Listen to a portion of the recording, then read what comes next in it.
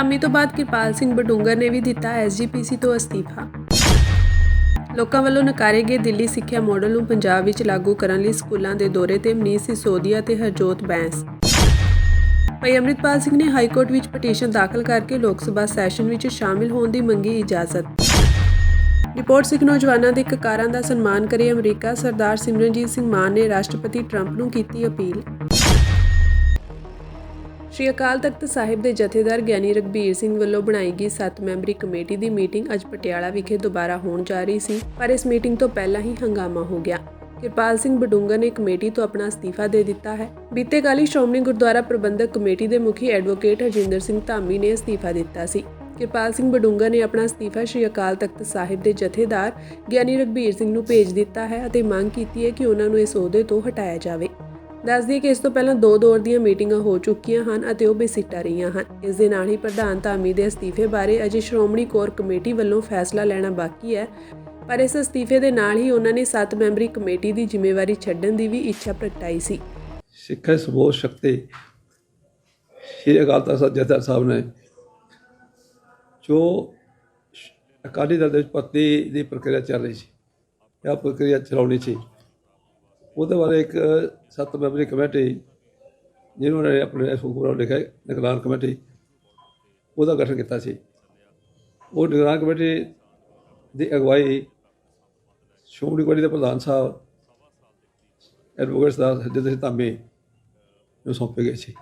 2 ਮੀਟਿੰਗਾਂ ਹੋਈਆਂ, ਇੱਕ ਪਟਿਆਲੇ 'ਚ ਹੋਈ, ਇੱਕ ਚੰਡੀਗੜ੍ਹ ਹੋਈ ਹੈ।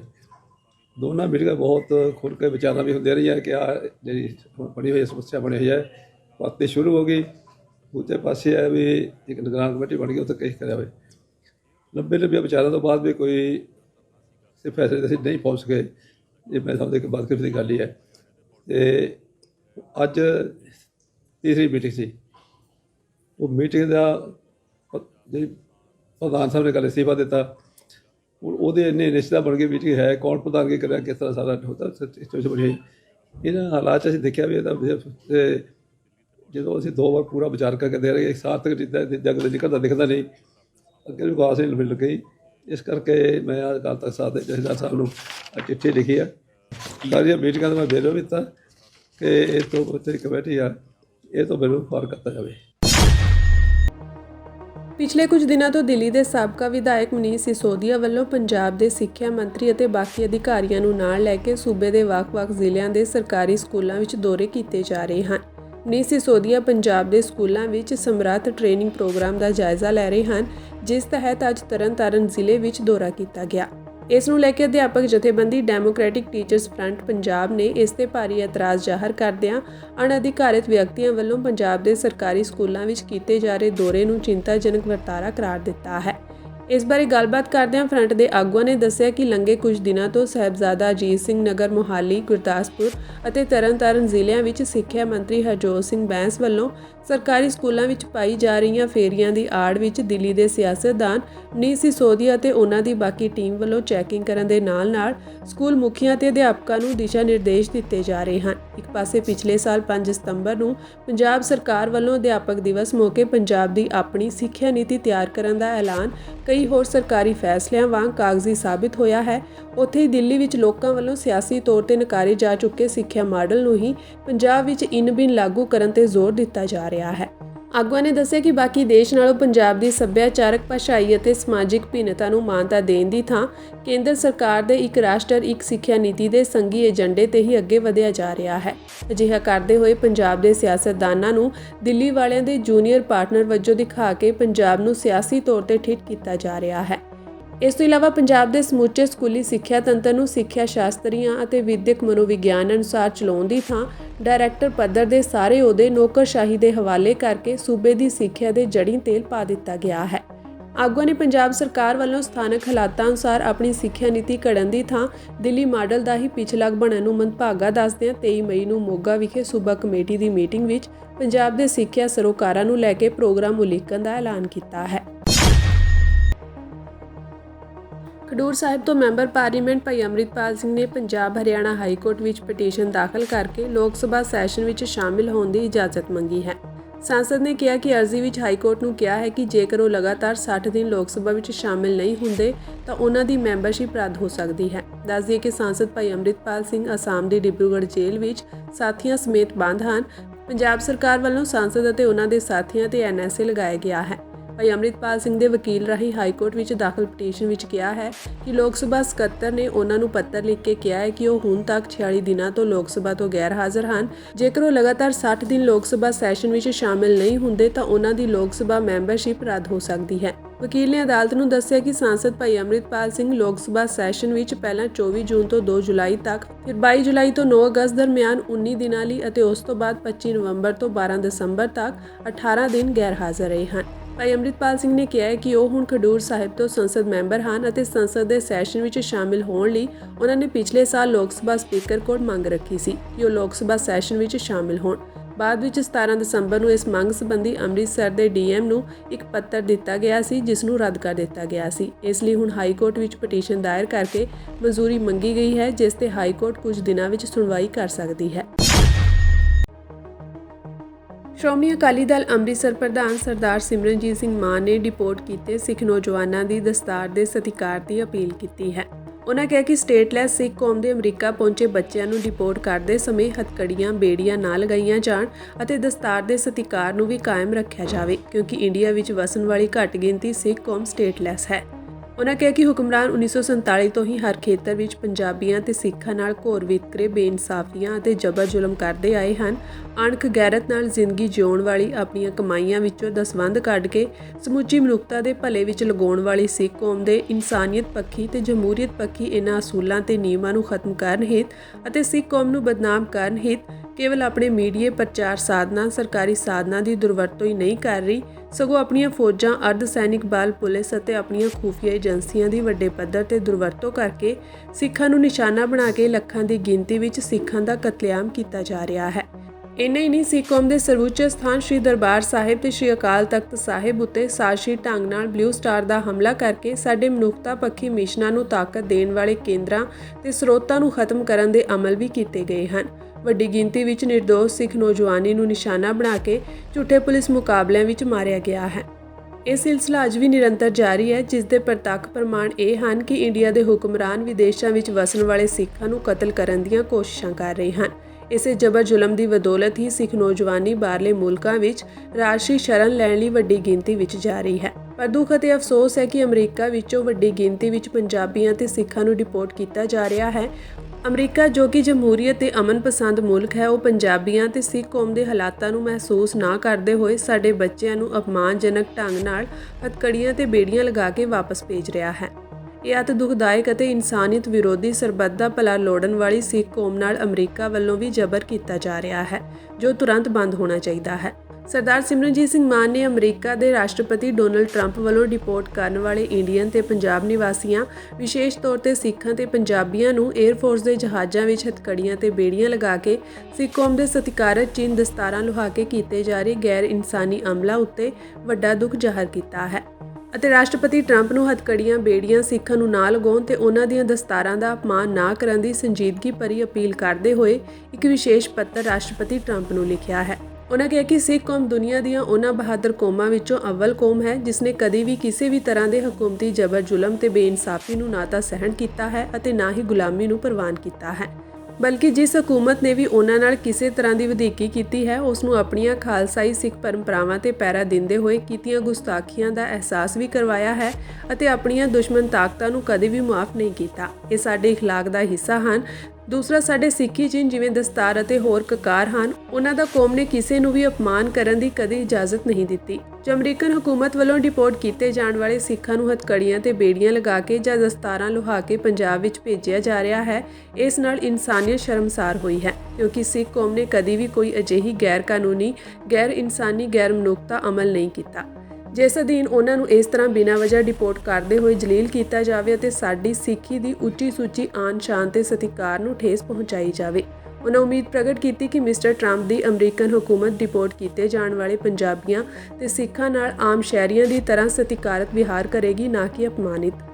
ਸਰਦਾਰ ਸਿਮਰਨਜੀਤ ਸਿੰਘ ਮਾਨ ਨੇ ਉਚੇਚੇ ਤੌਰ ਤੇ ਬਾਹਰਲੇ ਮੁਲਕਾਂ ਵਿੱਚ ਇੰਡੀਅਨ ਹਕੂਮਤ ਦੇ ਜ਼ਬਰ ਦੀ ਬਦੌਲਤ ਰਾਸ਼ਟਰੀ ਸ਼ਰਨ ਪ੍ਰਾਪਤ ਕਰਨ ਦੀਆਂ ਦਰਖਾਸਤਾਂ ਲਗਾਉਣ ਵਾਲੇ ਪੰਜਾਬੀ ਤੇ ਸਿੱਖ ਨੌਜਵਾਨੀ ਨੂੰ ਇਹ ਅਤ ਗੰਭੀਰਤਾ ਭਰੀ ਅਪੀਲ ਕੀਤੀ ਕਿ ਬੀਤੇ ਸਮੇਂ ਵਿੱਚ ਸਿੱਖਾਂ ਨੇ ਵੱਡੇ ਪੱਧਰ ਤੇ ਕੁਰਬਾਨੀਆਂ ਤੇ ਸ਼ਹਾਦਤਾਂ ਦਿੱਤੀਆਂ ਹਨ, ਪਰ ਕਿਸੇ ਵੀ ਸਿੱਖ ਨੇ ਕਦੇ ਆਪਣੇ ਸਿੱਖੀ ਕਕਾਰਾਂ ਤੇ ਆਨ ਸ਼ਾਨ ਦੀ ਪ੍ਰਤੀਕ ਦਸਤਾਰ ਨੂੰ ਆਪਣੇ ਸ਼ਰੀਰਾਂ ਤੋਂ ਵੱਖ ਨਹੀਂ ਹੋਣ ਦਿੱਤਾ, ਬਲਕਿ ਆਪਣੀ ਸਿੱਖੀ ਆਨ ਸ਼ਾਨ ਨੂੰ ਆਖਰੀ ਸਵਾਸਾਂ ਤੱਕ ਕਾਇਮ ਰੱਖਿਆ ਹੈ। ਇਸ ਲਈ ਨੌਜਵਾਨ ਆਪਣੇ ਸਿੱਖੀ ਕਕਾਰਾਂ, ਕੇਸ, ਕੜਾ, ਕਛਹਿਰਾ, ਕਿਰਪਾਨ, ਕੰਘਾ ਨੂੰ ਆਪਣੇ ਸਿੱਖੀ ਸਰੂਪ ਨੂੰ ਕਾਇਮ ਰੱਖਦੇ ਹੋਏ ਨਾਲ ਰੱਖਣ ਅਤੇ ਆਪਣੀ ਕੌਮੀਅਤ ਨੂੰ ਦ੍ਰਿੜਤਾ ਨਾਲ ਜੇਕਰ ਜਿਉਂਦਾ ਰੱਖ ਸਕਣ ਤਾਂ ਉਹਨਾਂ ਨੂੰ ਬਾਹਰਲੇ ਮੁਲਕਾਂ ਵਿੱਚ ਵਿਚਰਦੇ ਸਮੇਂ ਜਾਂ ਵਾਪਸ ਆਉਂਦੇ ਸਮੇਂ ਅਜਿਹੀ ਜਲਾਲਤ ਦਾ ਕਦੇ ਸਾਹਮਣਾ ਨਹੀਂ ਕਰਨਾ ਪਵੇਗਾ। ਇਹ ਕੌਮੀਅਤ ਤੇ ਕਕਾਰਾਂ ਨੂੰ ਬਿਨਾਂ ਵਜ੍ਹਾ ਤਿਲਾਂਜਲੀ ਦੇਣ ਦੀ ਬਦੌਲਤ ਹੀ ਅਜਿਹੇ ਵਰਤਾਰੇ ਦਾ ਸਾਹਮਣਾ ਕਰਨਾ ਪੈ ਰਿਹਾ ਹੈ।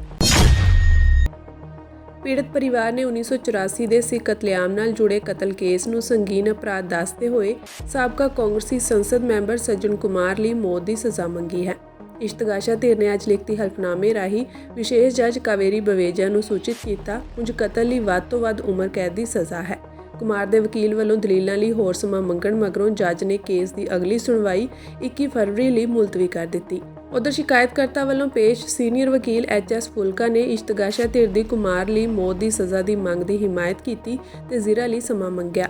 ਦੱਸਣਯੋਗ ਹੈ ਕਿ ਸੱਜਣ ਕੁਮਾਰ ਇਸ ਵੇਲੇ ਤਿਹਾੜ ਦੀ ਜੇਲ੍ਹ ਵਿੱਚ ਬੰਦ ਹੈ। ਜਸਵੰਤ ਸਿੰਘ ਤੇ ਉਹਨਾਂ ਦੇ ਪੁੱਤਰ ਤਰੁਣਦੀਪ ਸਿੰਘ ਦੀ 1 ਨਵੰਬਰ 1984 ਨੂੰ ਹੱਤਿਆ ਕਰ ਦਿੱਤੀ ਗਈ ਸੀ। ਸ਼ੁਰੂਆਤ ਵਿੱਚ ਪੰਜਾਬੀ ਬਾਗ ਪੁਲਿਸ ਥਾਣੇ ਨੇ ਕੇਸ ਦਰਜ ਕੀਤਾ ਸੀ, ਪਰ ਮਗਰੋਂ ਵਿਸ਼ੇਸ਼ ਜਾਂਚ ਟੀਮ ਨੇ ਜਾਂਚ ਸੰਭਾਲ ਲਈ। ਅਦਾਲਤ ਨੇ 16 ਦਸੰਬਰ 2021 ਨੂੰ ਕੁਮਾਰ ਵਿਰੁੱਧ ਦੋਸ਼ ਤੈਅ ਕੀਤੇ ਸਨ। ਇਸ਼ਤਗਾਸ਼ਾ ਧਿਰ ਨੇ ਦੋਸ਼ ਲਗਾਇਆ ਹੈ ਕਿ ਘਾਤਕ ਹਥਿਆਰਾਂ ਨਾਲ ਲੈਸ ਇੱਕ ਵੱਡੇ ਹਜੂਮ ਨੇ ਸਾਬਕਾ ਪ੍ਰਧਾਨ ਮੰਤਰੀ ਇੰਦਰਾ ਗਾਂਧੀ ਦੀ ਹੱਤਿਆ ਦਾ ਬਦਲਾ ਲੈਣ ਲਈ ਸਿੱਖਾਂ ਦੀਆਂ ਜਾਇਦਾਦਾਂ ਨੂੰ ਵੱਡੇ ਪੱਧਰ ਤੇ ਲੁੱਟਿਆ ਤੇ ਅਗਜ਼ਨੀ ਕੀਤੀ। ਇਸ਼ਤਗਾਸ਼ਾ ਧਿਰ ਨੇ ਦਾਅਵਾ ਕੀਤਾ ਕਿ ਭੀੜ ਨੇ ਸ਼ਿਕਾਇਤਕਰਤਾ, ਜੋ ਕਿ ਜਸਵੰਤ ਸਿੰਘ ਦੀ ਪਤਨੀ ਹੈ, ਉਹਨਾਂ ਦੇ ਘਰ ਤੇ ਹਮਲਾ ਕੀਤਾ, ਸਮਾਨ ਲੁੱਟਿਆ, ਉਹਨਾਂ ਦੇ ਘਰ ਨੂੰ ਅੱਗ ਲਗਾਉਣ ਤੋਂ ਇਲਾਵਾ ਪਿਓ ਪੁੱਤ ਦੀ ਹੱਤਿਆ ਵੀ ਕਰ ਦਿੱਤੀ। ਕੇਂਦਰੀ ਰੇਲ ਰਾਜ ਮੰਤਰੀ ਰਵਨੀਤ ਬਿੱਟੂ ਨੇ ਪੰਜਾਬ ਦੇ ਮੁੱਖ ਮੰਤਰੀ ਭਗਵੰਤ ਮਾਨ ਤੇ ਦੋਸ਼ ਲਾਇਆ ਕਿ ਉਹ ਪੰਜਾਬ ਵਿੱਚੋਂ ਲੋਕਾਂ ਦਾ ਗੈਰ ਕਾਨੂੰਨੀ ਢੰਗ ਨਾਲ ਹੋ ਰਿਹਾ ਪ੍ਰਵਾਸ ਰੋਕਣ ਵਿੱਚ ਅਸਫਲ ਰਹੇ ਹਨ, ਜਿਸ ਕਾਰਨ ਉਹਨਾਂ ਨੂੰ ਨੈਤਿਕ ਆਧਾਰ ਤੇ ਅਸਤੀਫਾ ਦੇ ਦੇਣਾ ਚਾਹੀਦਾ ਹੈ। ਮੀਡੀਆ ਨਾਲ ਗੱਲ ਕਰਦੇ ਉਹਨਾਂ ਕਿਹਾ ਕਿ ਮੁੱਖ ਮੰਤਰੀ ਵੱਲੋਂ ਪੰਜਾਬ ਨੂੰ ਬਦਨਾਮ ਕਰਨ ਦਾ ਕੀਤਾ ਜਾ ਰਿਹਾ ਪ੍ਰਚਾਰ ਬੇਤੁਕਾ ਹੈ। ਇਸ ਤੋਂ ਪਹਿਲਾਂ ਵੀ ਜਦੋਂ ਵੀ ਅਮਰੀਕਾ ਵੱਲੋਂ ਭਾਰਤੀ ਡਿਪੋਰਟ ਕੀਤੇ ਗਏ ਹਨ ਤਾਂ ਉਹ ਇਸੇ ਹਵਾਈ ਅੱਡੇ ਤੇ ਉਤਰੇ ਹਨ। ਹੁਣ ਇਸ ਬਾਰੇ ਇੰਨਾ ਵਿਵਾਦ ਕਿਉਂ ਖੜਾ ਕੀਤਾ ਜਾ ਰਿਹਾ ਹੈ? ਉਹਨਾਂ ਕਿਹਾ ਕਿ ਇਸ ਦਾ ਵੱਡਾ ਕਾਰਨ ਇਹ ਹੈ ਕਿ ਆਮ ਆਦਮੀ ਪਾਰਟੀ ਕੋਲੋਂ ਦਿੱਲੀ ਦੀ ਸੱਤਾ ਖੁੱਸ ਗਈ ਹੈ ਅਤੇ ਪੰਜਾਬ ਵਿੱਚ ਵੀ ਸੱਤਾ ਖੁੱਸਣ ਦਾ ਡਰ ਹੈ। ਇਸੇ ਕਾਰਨ ਹੀ ਉਹ ਕੇਂਦਰ ਦੀ ਭਾਜਪਾ ਸਰਕਾਰ ਤੇ ਪੰਜਾਬ ਨੂੰ ਬਦਨਾਮ ਕਰਨ ਤੇ ਪੰਜਾਬ ਨਾਲ ਵਿਤਕਰਾ ਕਰਨ ਦਾ ਦੋਸ਼ ਲਗਾ ਰਹੇ ਹਨ। ਉਹਨਾਂ ਕਿਹਾ ਕਿ ਸੱਤਾ ਵਿੱਚ ਆਉਣ ਸਮੇਂ ਭਗਵੰਤ ਮਾਨ ਨੇ ਦਾਅਵਾ ਕੀਤਾ ਸੀ ਕਿ ਪੰਜਾਬ ਵਿੱਚੋਂ ਮਨੁੱਖੀ ਤਸਕਰੀ ਕਰਨ ਵਾਲੇ ਟਰੈਵਲ ਏਜੰਟਾਂ ਤੇ ਸ਼ਿਕੰਜਾ ਕੱਸਿਆ ਜਾਵੇਗਾ, ਪਰ ਅਜਿਹਾ ਕੁਝ ਵੀ ਨਹੀਂ ਹੋਇਆ ਅਤੇ ਲਗਾਤਾਰ ਪੰਜਾਬ ਵਿੱਚੋਂ ਲੋਕ ਗੈਰ ਕਾਨੂੰਨੀ ਢੰਗ ਨਾਲ ਵਿਦੇਸ਼ ਜਾਣ ਲਈ ਮਜਬੂਰ ਹਨ। ਇਸ ਅਸਫਲਤਾ ਵਾਸਤੇ ਮੁੱਖ ਮੰਤਰੀ ਜ਼ਿੰਮੇਵਾਰ ਹਨ ਅਤੇ ਉਹਨਾਂ ਨੂੰ ਨੈਤਿਕ ਆਧਾਰ ਤੇ ਅਸਤੀਫਾ ਦੇ ਦੇਣਾ ਚਾਹੀਦਾ ਹੈ। ਪੰਜਾਬ ਸਮੇਤ ਭਾਰਤ ਦੇ ਹੋਰ ਸੂਬਿਆਂ ਦੇ ਨੌਜਵਾਨ ਜਿੱਥੇ ਆਪਣੀ ਜਾਨ ਜੋਖਮ ਵਿੱਚ ਪਾ ਕੇ ਡੰਕੀ ਰਸਤੇ ਗੈਰ ਕਾਨੂੰਨੀ ਢੰਗ ਨਾਲ ਵਿਦੇਸ਼ਾਂ ਵਿੱਚ ਦਾਖਲ ਹੋ ਕੇ ਆਪਣੀ ਕਿਸਮਤ ਬਦਲਣੀ ਚਾਹੁੰਦੇ ਹਨ, ਉੱਥੇ ਹੀ ਇੱਥੇ ਨੇੜਲੇ ਪਿੰਡ ਥਲੀ ਖੁਰਦ ਦਾ ਨੌਜਵਾਨ ਇੰਦਰਪ੍ਰੀਤ ਸਿੰਘ ਆਪਣੀ ਮਿਹਨਤ ਦੇ ਬਲਬੂਤੇ ਰਾਇਲ ਕੈਨੇਡੀਅਨ 에ਅਰ ਫੋਰਸ ਵਿੱਚ ਸੈਕਿੰਡ ਲੈਫਟੀਨੈਂਟ ਦੇ ਅਹੁਦੇ ਤੇ ਭਰਤੀ ਹੋਇਆ ਹੈ। ਇਸ ਸੰਬੰਧੀ ਖੁਸ਼ੀ ਜ਼ਾਹਰ ਕਰਦਿਆਂ ਨੌਜਵਾਨ ਦੇ ਪਿਤਾ ਹਰਪਾਲ ਸਿੰਘ, ਮਾਤਾ ਜਸਵੀਰ ਕੌਰ ਤੇ ਹੋਰ ਪਰਿਵਾਰਕ ਮੈਂਬਰਾਂ ਨੇ ਦੱਸਿਆ ਕਿ ਇੰਦਰਪ੍ਰੀਤ ਸਿੰਘ ਨੇ ਮੁੱਢਲੀ ਵਿੱਦਿਆ ਥਲੀ ਕਲਾਂ ਤੇ ਘਨੌਲੀ ਦੇ ਸਰਕਾਰੀ ਸਕੂਲ ਤੋਂ ਪ੍ਰਾਪਤ ਕੀਤੀ। ਰਾਇਤ ਕਾਲਜ ਤੋਂ ਮਕੈਨੀਕਲ ਇੰਜੀਨੀਅਰ ਦਾ ਡਿਪਲੋਮਾ ਤੇ ਦੁਆਬਾ ਕਾਲਜ ਸਹੋੜਾ ਤੋਂ BTech ਦੀ ਡਿਗਰੀ ਹਾਸਲ ਕੀਤੀ। ਇਸ ਉਪਰੰਤ 2017 ਵਿੱਚ ਸਟੱਡੀ ਵੀਜ਼ੇ ਤੇ ਕੈਨੇਡਾ ਚਲਾ ਗਿਆ। ਉਹਨਾਂ ਦੱਸਿਆ ਕਿ ਉੱਥੇ ਟੋਰਾਂਟੋ ਸ਼ਹਿਰ ਦੀ ਟਰਾਂਸਪੋਰਟ ਕੰਪਨੀ ਵਿੱਚ ਮੈਨੇਜਰ ਰੈਂਕ ਤੇ ਨੌਕਰੀ ਕਰਨ ਦੇ ਨਾਲ-ਨਾਲ ਉਸਨੇ 에ਅਰਕ੍ਰਾਫਟ ਦਾ ਕੋਰਸ ਕੀਤਾ, ਜਿਸ ਦੌਰਾਨ ਉਸਨੇ ਫਾਈਨਲ ਪ੍ਰੀਖਿਆ ਵਿੱਚ 96% ਅੰਕ ਪ੍ਰਾਪਤ ਕੀਤੇ, ਜਿਸ ਸਦਕਾ ਉਹ ਬਤੌਰ ਸੈਕਿੰਡ ਲੈਫਟੀਨੈਂਟ ਭਰਤੀ ਹੋ ਗਿਆ ਹੈ। ਪਰਿਵਾਰਕ ਮੈਂਬਰਾਂ ਨੇ ਦੱਸਿਆ ਕਿ ਬੀਤੇ ਦਿਨ ਉਸਨੇ ਨਿਯੁਕਤੀ ਪੱਤਰ ਪ੍ਰਾਪਤ ਕਰਕੇ 2 ਮਹੀਨੇ ਦੀ ਟ੍ਰੇਨਿੰਗ ਸ਼ੁਰੂ ਕਰ ਲਈ ਹੈ। ਉਹਨਾਂ ਨੌਜਵਾਨਾਂ ਨੂੰ ਅਪੀਲ ਕੀਤੀ ਕਿ ਉਹ ਵਿਦੇਸ਼ ਜਾਣ ਲਈ ਡੰਕੀ ਰੂਟ ਅਖਤਿਆਰ ਨਾ ਕਰਨ, ਬਲਕਿ ਕਾਨੂੰਨੀ ਪ੍ਰਕਿਰਿਆ ਅਪਣਾਉਂਦੇ ਹੋਏ ਜਹਾਜ਼ੀ ਮਾਰਗ ਰਾਹੀਂ ਹੀ ਵਿਦੇਸ਼ ਜਾਣ। ਸ਼ੰਭੂ ਬਾਰਡਰ ਤੇ ਪ੍ਰੈਸ ਨੂੰ ਜਾਣਕਾਰੀ ਦਿੰਦਿਆਂ ਦੋਨਾਂ ਮੋਰਚਿਆਂ ਦੇ ਸੀਨੀਅਰ ਆਗੂ ਸਰਵਣ ਸਿੰਘ ਪੰਧੇਰ ਤੇ ਕਾਕਾ ਸਿੰਘ ਕੋਟੜਾ ਨੇ ਦੱਸਿਆ ਕਿ ਹੁਣ ਏਕਤਾ ਨੂੰ ਸਿਰੇ ਚਾੜਨ ਲਈ ਅਸੀਂ SKM ਨੂੰ ਸੱਦਾ ਪੱਤਰ ਭੇਜ ਰਹੇ ਹਾਂ ਤੇ ਇਸ ਆਸ ਦੇ ਨਾਲ ਮੀਟਿੰਗ ਵਿੱਚ ਸ਼ਾਮਿਲ ਹੋਵਾਂਗੇ ਕਿ ਏਕਤਾ ਪ੍ਰੋਸੈਸ ਨੇਪਰੇ ਚੜ੍ਹੇਗਾ। ਇਸ ਦੇ ਨਾਲ ਹੀ 21 ਫਰਵਰੀ 2025 ਨੂੰ ਸ਼ਹੀਦ ਸ਼ੁਭਕਰਨ ਸਿੰਘ ਦੀ ਬਰਸੀ ਤੇ ਵੱਧ ਤੋਂ ਵੱਧ ਦੇਸ਼ ਵਾਸੀਆਂ ਨੂੰ ਪਹੁੰਚਣ ਦਾ ਸੱਦਾ ਦਿੱਤਾ ਗਿਆ। ਉਹਨਾਂ ਇਹ ਵੀ ਕਿਹਾ ਕਿ ਜੇਕਰ 22 ਫਰਵਰੀ ਨੂੰ ਸਰਕਾਰ ਨਾਲ ਮੀਟਿੰਗ ਦਾ ਕੋਈ ਚੰਗਾ ਨਤੀਜਾ ਲੈਣਾ ਚਾਹੁੰਦੇ ਹਾਂ ਤਾਂ ਵੋਟਰਾਂ ਤੇ ਗਿਣਤੀ ਵਿੱਚ ਵਾਧਾ ਕੀਤਾ ਜਾਵੇ। ਉਨ੍ਹਾਂ ਕਿਹਾ ਕਿ ਐਸਕੇਐਮ ਨੂੰ ਲਿਖੇ ਪੱਤਰ ਵਿੱਚ ਅਸੀਂ ਲਿਖਿਆ ਹੈ ਕਿ ਤਿੰਨਾਂ ਫੋਰਮਾਂ ਦੀ ਏਕਤਾ ਦੇ ਸਬੰਧ ਵਿੱਚ ਅਸੀਂ ਕਿਸਾਨ ਮਜ਼ਦੂਰ ਮੋਰਚਾ ਅਤੇ ਸੰਯੁਕਤ ਕਿਸਾਨ ਮੋਰਚਾ ਗੈਰ ਰਾਜਨੀਤਿਕ ਵੱਲੋਂ ਏਕਤਾ ਦੇ ਯਤਨਾਂ ਵੱਲ ਅੱਗੇ ਵਧਦੇ ਹੋਏ ਆਪ ਜੀ ਨੂੰ 27 ਤਰੀਕ ਨੂੰ ਕਿਸਾਨ ਭਵਨ ਚੰਡੀਗੜ੍ਹ ਵਿਖੇ ਅਗਲੀ ਮੀਟਿੰਗ ਵਿੱਚ ਸ਼ਾਮਿਲ ਹੋਣ ਦਾ ਸੱਦਾ ਦਿੰਦੇ ਹਾਂ। ਦੋਵਾਂ ਫੋਰਮਾਂ ਨੇ ਐਸਕੇਐਮ ਗੈਰ ਰਾਜਨੀਤਿਕ ਤੇ ਕਿਸਾਨ ਮਜ਼ਦੂਰ ਮੋਰਚਾ ਭਾਰਤ ਵੱਲੋਂ ਅੱਜ ਐਸਕੇਐਮ ਆਲ ਇੰਡੀਆ ਐਸਕੇਐਮ ਨੂੰ ਚਿੱਠੀ ਲਿਖੀ ਆ। ਜਿਹੜਾ ਏਕਤਾ ਦਾ ਪ੍ਰੋਸੈਸ ਤੁਹਾਨੂੰ ਪਤਾ ਚੱਲ ਰਿਹਾ, ਅਸੀਂ 2 ਚਿੱਠੀਆਂ ਪਹਿਲੋਂ ਲਿਖੀਆਂ, ਉਹ ਤੋਂ ਬਾਅਦ ਪਟਿਆਲੇ ਵਿੱਚ ਇੱਕ ਮੀਟਿੰਗ ਹੋਈ ਆ, ਉਪਰੰਤ 2 ਖਨੌਰੀ ਦੇ ਵਿੱਚ ਹੋਈਆਂ, ਇੱਕ ਫਿਰ ਚੰਡੀਗੜ੍ਹ ਦੇ ਵਿੱਚ ਮੀਟਿੰਗ ਹੋਈ। ਸੋ ਆਪਣੀ ਜ਼ਿੰਮੇਵਾਰੀ ਸੀਗੀ, ਅਸੀਂ ਦੋਵਾਂ ਫੋਰਮਾਂ ਨੇ ਰਾਏ ਕਰਕੇ 27 ਫਰਵਰੀ 2025 ਨੂੰ ਚੰਡੀਗੜ੍ਹ 11 ਵਜੇ ਸਾਂਝੀ ਮੀਟਿੰਗ ਤੈਅ ਕੀਤੀ ਆ। ਇਸ ਆਸ ਨਾਲ ਦੋਵੇਂ ਫੋਰਮ ਸ਼ਾਮਲ ਹੋਣਗੇ। ਇਹ ਜਿਹੜੀ ਏਕਤਾ ਦਾ ਮੁਕੰਮਲ ਗੱਲ ਆ ਉਹ ਸਿਰੇ ਚੜ ਜਾਵੇ। ਇਹਦੋਂ ਗਾਹਾਂ 21 ਫਰਵਰੀ ਨੂੰ ਸ਼ੰਭੂ ਬਾਰਡਰ ਤੇ ਸ਼ਹੀਦ ਸੁਖਕਰਨ ਸਿੰਘ ਦੀ ਬਰਸੀ ਪੂਰੇ ਜ਼ੋਰ ਸ਼ੋਰ ਨਾਲ ਮਨਾਈ ਜਾਣੀ ਆ। ਵੱਧ ਤੋਂ ਵੱਧ ਲੋਕਾਂ ਨੂੰ ਪਹੁੰਚਣ ਦੀ ਉਮੀਦ ਆਸ ਕਰਦੇ ਆ, ਸੱਦਾ ਦਿੰਦੇ ਆ। ਔਰ ਇਹਦੇ ਨਾਲ ਦੀ ਨਾਲ ਜਿਹੜੀ 22 ਦੀ ਸਰਕਾਰ ਦੀ ਮੀਟਿੰਗ ਆ, ਜੇ ਲੋਕ ਚਾਹੁੰਦੇ ਆ ਵੀ ਇਹਦਾ ਰਿਜ਼ਲਟ ਵਧੀਆ ਨਿਕਲ ਆਵੇ ਤੇ ਵੱਧ ਤੋਂ ਵੱਧ ਗਿਣਤੀ ਵਿੱਚ ਸਾਰੇ ਬਾਰਡਰਾਂ ਤੇ ਹੁਮ ਕੇ ਪਹੁੰਚੋ, ਤਾਂ ਜੋ ਲੋਕ ਸ਼ਕਤੀ ਦਾ ਦਬਾਅ ਜਿਹੜਾ ਵਾ ਉਹ ਸਰਕਾਰ ਤੇ ਪਾਇਆ ਜਾ ਸਕੇ।